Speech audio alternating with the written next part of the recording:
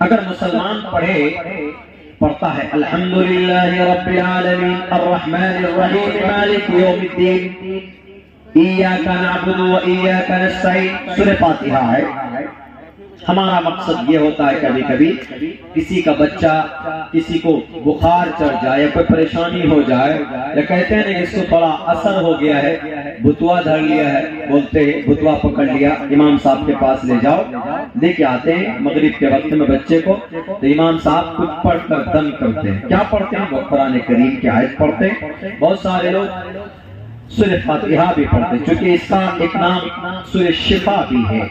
शिफा तो पूरे कुरान में ही है, लेकिन पर्टिकुलर आदमी पढ़ते हैं उसको, या मुअव्विज़तैन पढ़ते हैं जिसको ज्यादा काला जिन्नात पकड़ ले, मुअव्विज़तैन पढ़ते हैं, क़ुल औज़ बिरब्बिल फलक, क़ुल औज़ बिरब्बिन नास पढ़ते हैं। मकसद क्या होता है कि पढ़कर फूंक मारेंगे तो बुतवा भाग जाएगा। अल्लाह कभी कभी शिफा भी दे देता है, अगर मुक़द्दर में लिखा है तो दे देता है। लेकिन अगर कोई पढ़ रहा है क़ुल औज़ बिरब्बिन नास, क़ुल औज़ बिरब्बिल फलक, क़ुल औज़ बिरब्बिन नास मलिकिन नास इलाहिन नास पढ़ता है, क़ुल औज़ बिरब्बिल फलक पढ़ता है, सूरह फातिहा पढ़ता है, तो पढ़ने के साथ साथ एक वर्ड पर एक नेकी उसको दी जाती है।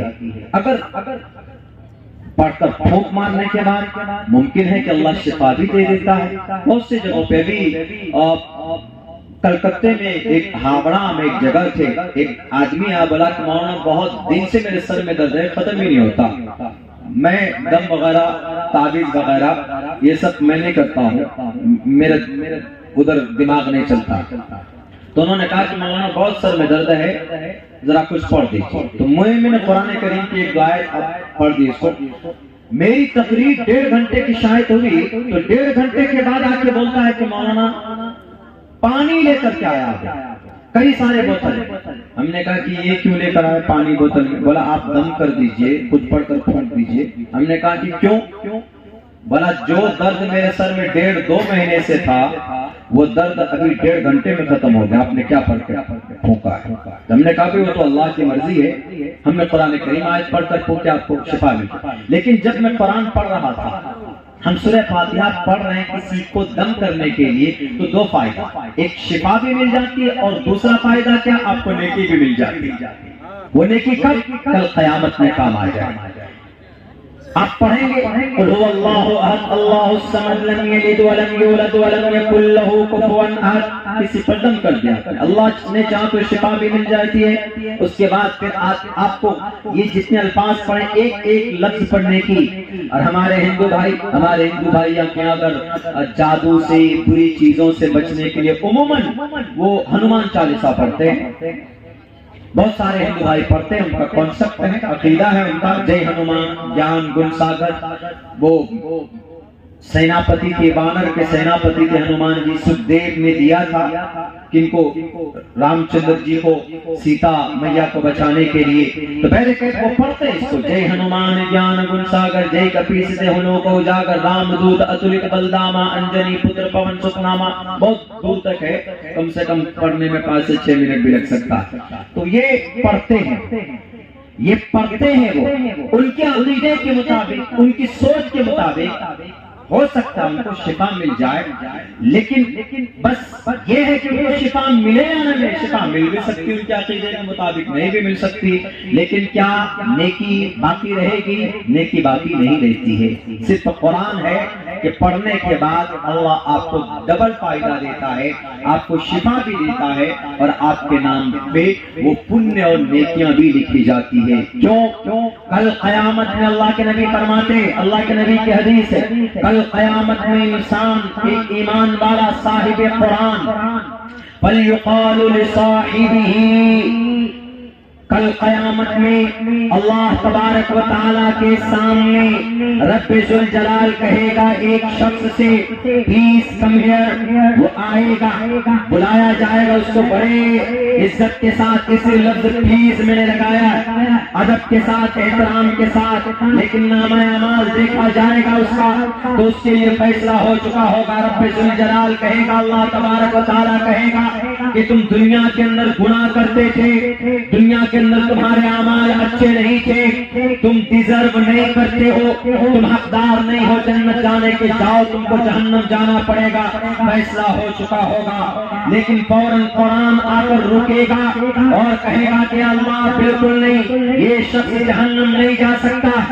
ये शख्स इस शख्स ने मुझे पढ़ा है, मेरी तिलावत की है दुनिया के अंदर, इसलिए इसके हक में मेरी सिफारिश कबूल कीजिए।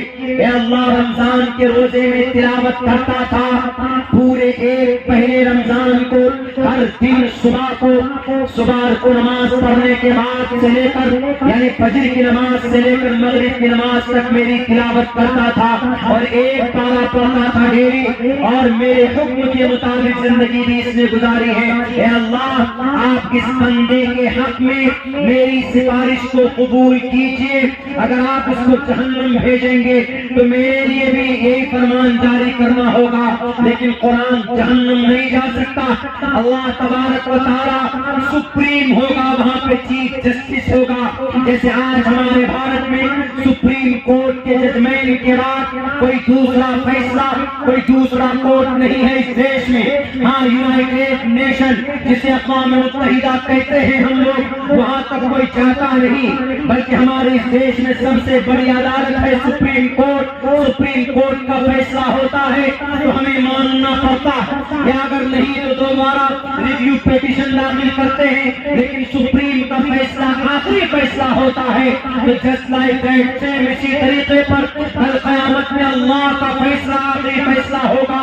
अगर उस फैसले से अगर कोई वकील आपको दुनिया के अंदर सुप्रीम कोर्ट में अगर कोई जिता देता है, अगर कोई वकील आपको बचा कर लाता है, तो आप पूरी जिंदगी उसका गुलाम बन जाते हैं। कल क़यामत में यही सिस्टम होगा कि अल्लाह के फैसले के सामने में कुरान करीम डटकर खड़ा होगा और अल्लाह से कहेगा कि अल्लाह, इस बंदे ने मुझे पढ़ा है।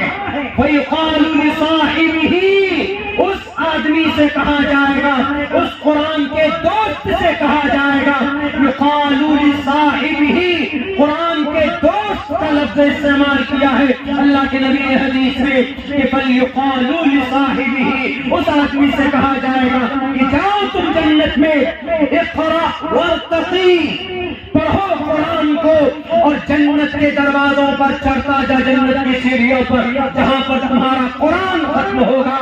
यही हदीस हाफिज कुरान के लिए भी है, यही हदीस डेली तिलावत करने वाले के लिए भी है, यही हदीस कुरान के फरमान पर अमल करने वाले के लिए भी है कि जो आदमी कुरान को सीने से लगाकर चलता है, जो आदमी अल्लाह के नबी की शरीयत को मानकर चलता है, जो आदमी नबी की सुन्नत के मुताबिक जिंदगी गुजारता है, कल क़यामत में कुरान आपको बचाकर जहन्नम से जन्नत में लेकर जाने वाला होगा। ये सर्टिफिकेट सिर्फ कुरान को मिला है, दुनिया की किसी किताब में ये शान, किसी कोई किताब आपको जहन्नम से बचाकर जन्नत नहीं ले जा सकती। ये सिर्फ कुरान का मौजज़ा, ये है कुरान। आज हम में से कितने लोग कुरान पढ़ना तिलावत करना जानते हैं? आई थिंक, मेरे ख्याल से तकरीबन हमारे नौजवानों में से शायद 75% नौजवान ऐसे होंगे जो कुरान की तिलावत नहीं जानते। मेरे भाइयों, अगर आप अल्लाह से बात करना चाहते हो तो कैसे करोगे? हमारे हिंदू भाइयों में प्रश्नोत्तरी का कुछ लोग, प्रश्नोत्तरी देखिए एक नई किताब का नाम ले रहा है। मैंने पिछले साल इसके ऊपर रिसर्च किया था। प्रश्नोत्तरी का एक मंत्र है।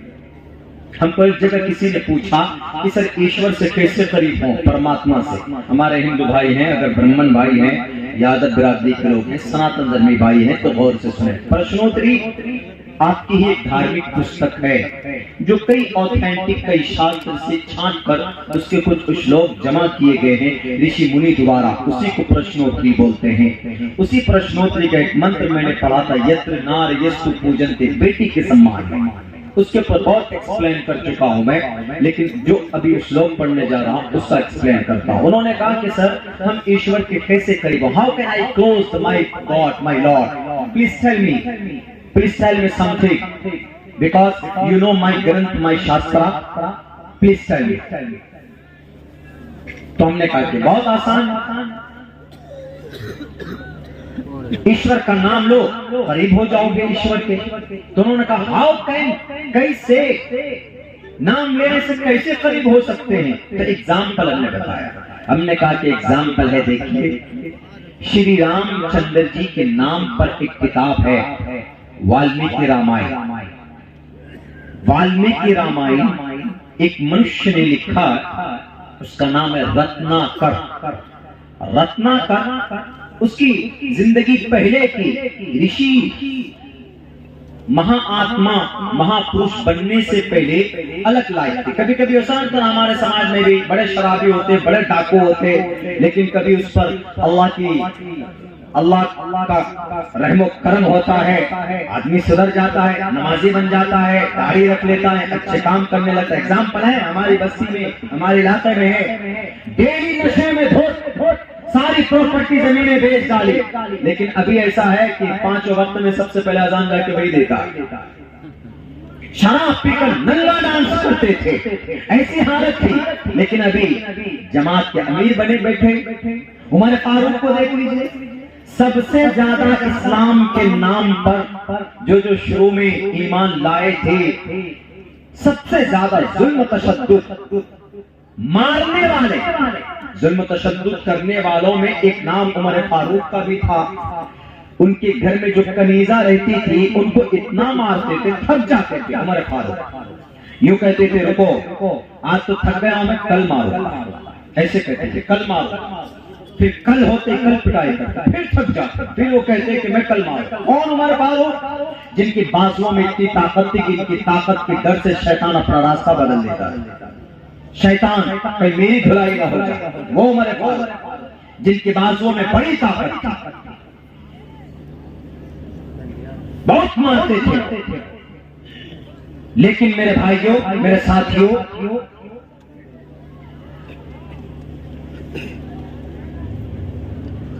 ईश्वर के करीब कैसे हुआ जाए, हमने उनको एक एग्जाम्पल देकर समझाया, बताया। डिस्टर्ब हो जाते हैं, फोन आ जाता है। तो उन्होंने कहा कि कैसे करीब है? हमने कहा कि बहुत आसान, बहुत सिंपल है। वो ये है कि रत्नाकर बहुत बड़े रहजन थे, बहुत बड़े डाकू के नाम से मशहूर थे पहले। लेकिन एक वाकया, एक घटना आया, एक ऋषि मुनि को किडनैप किया, एक लंबा चौड़ा वाकया है। अलबत्ता उनकी कोई बात उनके दिल पे लग गई। उन्होंने कहा कि अच्छा मैं अपने इस पाप से, अपने गुनाहों से कैसे बच सकता हूँ? तो उन्होंने कहा कि आपने परमात्मा का, उनका नाम लीजिए, अपने भगवान का नाम लो। कहा कौन? कहा कि रामचंद्र जी का नाम लो। राम का नाम जपते थे, माला ऐसे। तो वो निकल गए, अपने गांव से बाहर निकल गए, बीवी बाल बच्चों सबको छोड़कर, माँ बाप को छोड़कर गांव से बाहर निकलकर एक पेड़ के नीचे बैठ गए। बैठकर वहां बस राम राम करने लगे, राम राम, ईश्वर का नाम जपने लगे। राम ईश्वर के 7वें अवतार श्री रामचंद्र जी, उनका नाम बस जैसे हम लोग तस्बीह अल्लाह अकबर, अल्लाहु अकबर, सुभान अल्लाह, अल्हम्दुलिल्लाह पढ़ते हैं, वैसे उनके अकीदे के मुताबिक राम राम राम राम करने लगे। कई साल तक करते रहे। जैसे बैठे थे, घुन लग गया उनके पूरे बदन पर, नीचे से घुन। आप देखते होंगे को कोई खूंटा गाड़ते हैं तो घुन लग जाता है, कीड़े लग जाते हैं, या मट्टी उसको खा जाती है, उस खूंटे को। तो इस मट्टी को संस्कृत में वाल्मीकि बोलते हैं, वाल्मीकि। तो रत्नाकर की पूरी बॉडी में मट्टी लगी थी, तो रत्नाकर वाल्मीकि में रामचंद्र जी का इतने बड़े फैन हुए, इतने बड़े भक्त हुए कि उन्होंने एक रामचंद्र जी के ऊपर एक किताब लिखी। उसी किताब का नाम है वाल्मीकि रामायण, जो रत्नाकर ने लिखी। बहुत बड़ा डाकू थे वो, लेकिन जिंदगी में तब्दीली कैसे आई? उनके अकीदे के मुताबिक कि वो राम को परमात्मा मानते थे, राम को ईश्वर मानते थे। उनके नाम का जप करके वो राम के करीब हो गए। हमने कहा कि देखो, जब एक डाकू वाल्मीकि, रत्नाकर वाल्मीकि इतना बड़ा महापुरुष बन सकता है, तो अब देखो यहाँ पर कहा गया किताब में के हेतु ब्रह्मगति शांति सत्संगी सत्संगति दान विचार तोषः। के हेतु ब्रह्म, अगर कोई शख्स ब्रह्मा परमात्मा का नाम creator of the world, Brahma means creator of the world, अरबी में इसको अल-खालिक बोलते हैं। अगर कोई शख्स कोई मनुष्य के हेतु ब्रह्म गति शांति सत्संग दान विचार तोषा सत्संग सच्चा संग यूनिटी, कोई सत्संग करता है, सत्संग ऐसे मिलकर बैठता है, विचार तोषा अच्छा विचार करता है, किसका? ब्रह्मा जी का। यानी अगर कोई इंसान बैठकर ईश्वर का नाम लेता है, ईश्वर का नाम जपता है, ईश्वर की अच्छी बातें बोलता है, तो वो ईश्वर के करीब होता चला जाता है। प्रश्नोत्तरी का मंत्र है और रत्नाकर वाल्मीकि की जिंदगी उदाहरण है। हमारे हिंदू भाइयों, अब इनको अलग कीजिए। ईश्वर के अगर करीब होना है तो ईश्वर का नाम जपना होगा, उनका नाम लेना होगा। किसी नेता का नाम लेने से या किसी या दुनिया के अंदर गलत तरीके से बिजनेस करने से या शेयर मार्केट के अंदर में जनाब दोगलापन और खराब करने की वजह से दुनिया का कामयाब तरीन आप बिजनेसमैन नहीं बन सकते। बल्कि अगर आप सच्चा इंसान बनना चाहते हो तो अपने ईश्वर का नाम लेकर, उनके नाम लेकर आप करीब बन सकते हैं, नेताओं के नाम लेकर नहीं। इन मीडिया वालों के इन्होंने अपने जमीर को बेच दिया। ये तो लोगों को अगर किसी को जलील करना हो तो जनाब उसके पीछे पड़ जाते हैं और उसके खिलाफ गलत गलत तरीके पेश करते हैं, गलत गलत रिपोर्ट पेश करते हैं। खुसूसन हमारे जितने भी मदारिस है, मकातिब है, मसाजिद है, इनके ताल्लुक से तो किसी भी मीडिया वाले का आज तक कोई सच्चा रिपोर्ट नहीं पेश किया गया है। हमारे मीडिया वाले भाइयों, ईमानदार बनो। आप हमारे भारत के, आप हमारे मुल्क के चौथे स्तंभ हैं। आपको समाज सुनता है, कौम आप पर विश्वास करता है, कौम आपकी जुबान की तरफ देखकर तुम्हारी रिपोर्ट को सुनते हैं और देखते हैं। इसलिए ईमानदारी का सबूत पेश करो। अहिंसा सत्यम करो दस्तयागा शांति रपैशुनम दया गुरेश्वरो लूतम। अहिंसा सत्यम करो सत्यम सच्चाई का प्रतीक बनो, झूठे मत बनो। पैसे लेकर किसी के खिलाफ गलत रिपोर्ट मत पेश करो। मदरसों के खिलाफ गलत रिपोर्ट पेश कर देते कि फलां मदरसे में ऐसा हो रहा, फलां मौलाना साहब ने ऐसा किया, फलां मस्जिद में ऐसा होता। क्यों नहीं बताते कि मदरसों के अंदर कुरान पढ़ाया जाता? वो कुरान जिसको पढ़कर अल्लाह के करीब हो जाते, वो कुरान जिसको पढ़कर हमारा बच्चा हाफिज कुरान बनता है। और जो माँ बाप अपने बच्चे को हाफिज कुरान बनाते हैं, कल क़यामत में सूरज और चांद से कहीं ज्यादा रोशनदार उस हाफिज कुरान के माँ बाप के सर पर डाला जाएगा। ये बात क्यों नहीं बताते? ईमानदार अगर हो, अगर इस देश को आगे ले जाना चाहते हो, कहाँ से ये स्टोरी बनाते हो? कहाँ से किनकी दिमाग की ये उपज है कि नफरत की बात करते हो? प्यार मोहब्बत की बात करो, झूठ मत फैलाओ। इस देश के अंदर हमारे हिंदुस्तान के हिंदू भाइयों, जैसे आप अपने ईश्वर के करीब होना चाहते हो तो ईश्वर का नाम लेना होगा। सेम इसी तरीके पर हमारे रब ने कहा नबी की जुबान में, ऐ मोहम्मद रसूलुल्लाह, आप अपने कौम को बता दीजिए, अगर तुम अल्लाह के करीब बनना चाहते हो, अल्लाह के महबूब बनना चाहते हो, अल्लाह के करीब होना चाहते हो, अल्लाह से बात करना चाहते हो, तो तुम क्या करो? तुम कुरान करीम की तिलावत किया करो। तुम डेली बैठकर एक पारा, आधा पारा, एक पाव पारा, एक रुकू ही सही, एक सफा ही सही बैठकर तिलावत किया करो, तो तुम अल्लाह से करीब हो जाओगे। जब तुम कुरान की तिलावत करोगे तो समझ लेना कि गोया तुम अल्लाह तबारक व तआला से बात कर रहे हो।